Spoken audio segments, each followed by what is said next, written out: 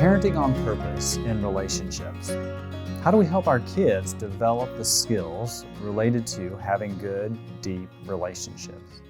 In the abilities category, you might think of things like attunement. How good are they at being attuned to others? When they walk in a room, are they able to recognize that this person over here seems a little sad or maybe withdrawn, and this person over here, they seem really excited and something's going on really well? Like, that would be an ability to say, some kids are going to do that really well and naturally, others are not.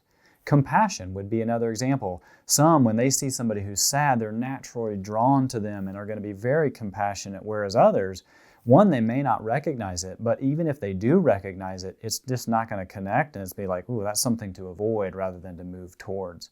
These would be examples of just thinking about what are your children's ability when it comes to relationships.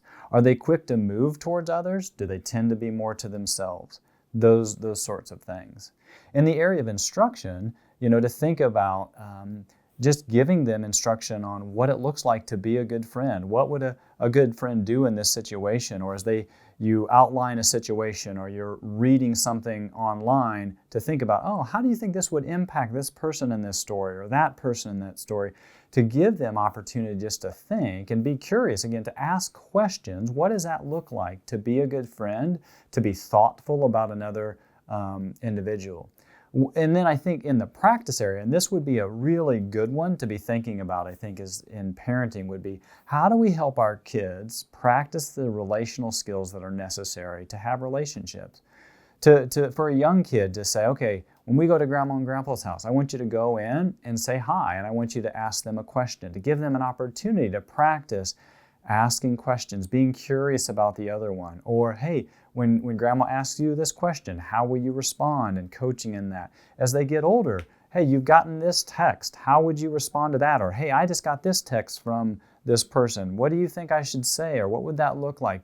Giving them that opportunity to practice in a safe environment those social skills and communicating in some that are maybe pretty safe environments and others that are maybe more tricky.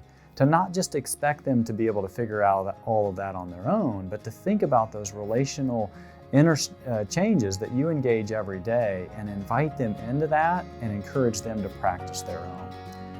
Parenting on purpose in the area of relationships.